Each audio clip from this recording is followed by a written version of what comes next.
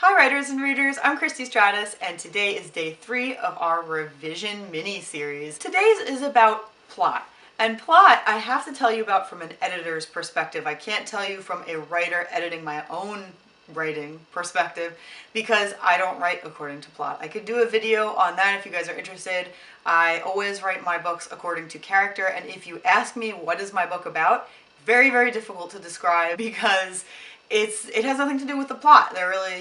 I'd be hard pressed to even tell you a plot. It's all about the characters and their development. Anyway, I could do a whole separate video on that, so I'm going to tell you how I edit another person's manuscript in my professional capacity when I'm reading their manuscript. The first thing, of course, I'm looking for is consistency. So actually, a lot of these are very similar to what I said yesterday with my editing characters video. Looking for consistency. Is the plot moving along and does it just suddenly veer off in a different direction that doesn't really work?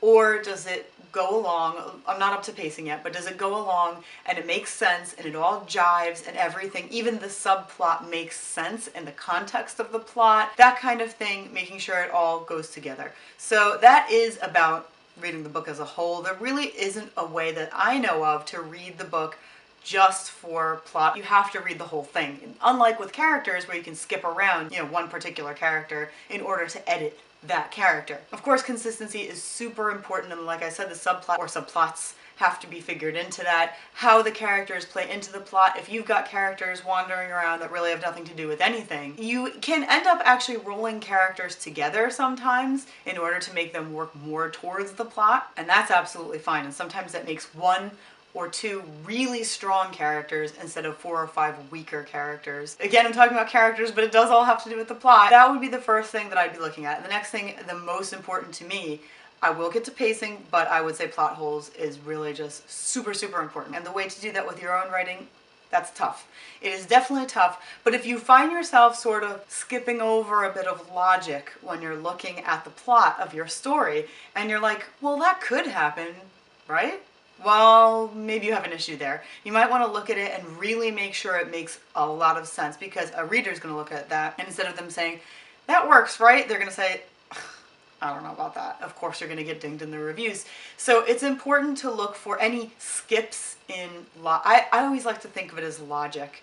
Skips in logic, skips in how we got somewhere. If your characters are suddenly appearing somewhere and there really isn't a smooth transition, that's another way to think of it. You're looking for transitions. There's no smooth transition between one part of the plot and the next part that moves it ahead, then you've also got a problem. Those are some things to look at. Another way that you can do that is by, if you highlight or bold any sentences or paragraphs that really heavily contribute or really are turning points to the plot, then you can see where they happen, and when you put all those together, do you have something solid or don't you? So that's one way that's almost like an outline, almost like a way to deconstruct your book and make sure that it actually does work.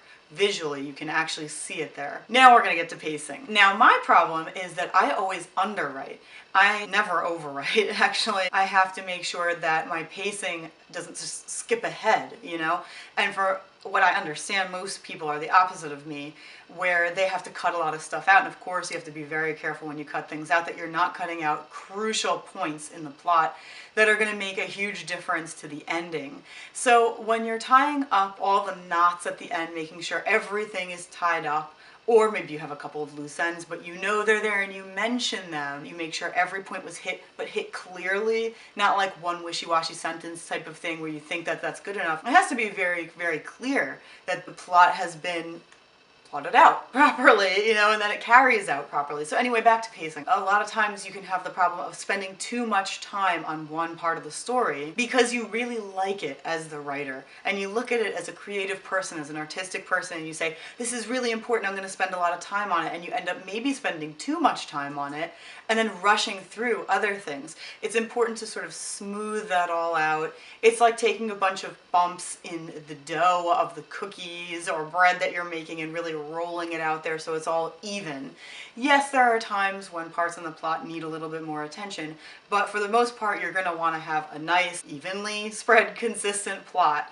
So That's the way I think of it. Of course, like I said in the past, I'm a very visual person, so I like to think of it that way. If your pacing tends to bunch up in some areas and you notice that you've spent way too long on something, if you're able to see that for yourself without an editor, then what you need to do is really figure out what the whole point of that section or that plot point is, why you need it, and anything else is superfluous. So even if that means that you have to take each paragraph or each sentence as a bullet point, if you need to see it visually that way, and say, do I really need this? Can we put some of these sentences together? Can we put some of these characters into a shorter, the dialogue into a shorter span of time? That would help me visually with it. But if I notice that an author is spending too much time on something, inevitably it's because it's something that they're passionate about or they're very into, and it's definitely tough to cut that stuff. But like I said, it's really about figuring out how to condense. You're not losing anything, you're condensing, you're making it more strong, making it more powerful.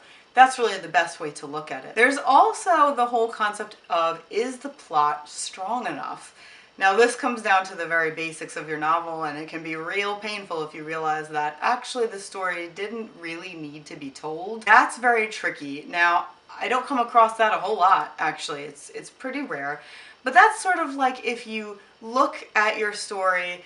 Again, this might be tough to see yourself if it's your own story. You look at the story and you're sort of like, what am I saying? Or what am I accomplishing with this?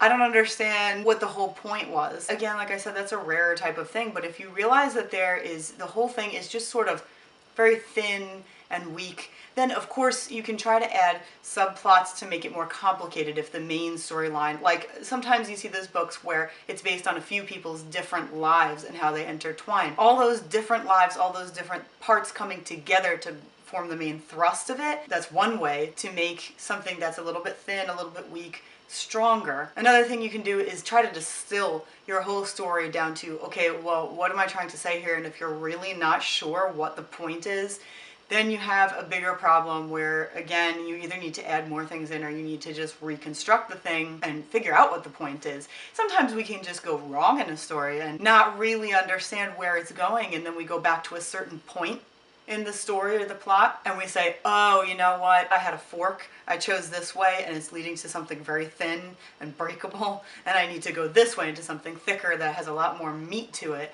and that's what I'm gonna do. So don't feel bad if that happens. Save the other part. You never know if you could use that part that ended up thin. You might be able to do sort of an extension or a subplot or something else with it, but don't throw it away. And finally, of course, the end. You need to check that at the end things are resolved in one way or another. Did you tie up all the loose ends, or do you mention them in some way or another? And I know I mentioned this briefly before, but do you mention them in some way or another that makes it clear you haven't forgotten them? They're going to continue into the next book. One thing that a lot of people talk against is having one big giant thing of explanation at the end, especially one character telling another, here is how everything is resolved. Let me just talk for 5 pages. But we do see that in some super famous authors, like in the Harry Potter series, we do have long dialogues of explanation as to how different plot points are tied up. Rules are made to be broken. It's not my favorite way, personally. If you can find any other way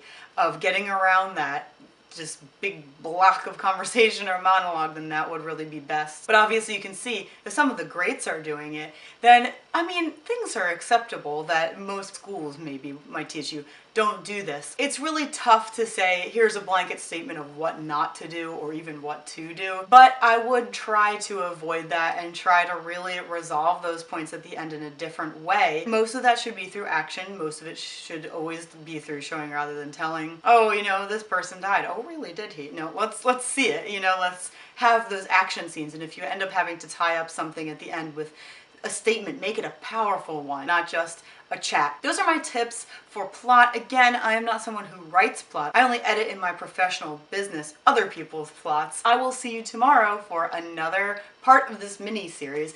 Thank you so much for spending time with me.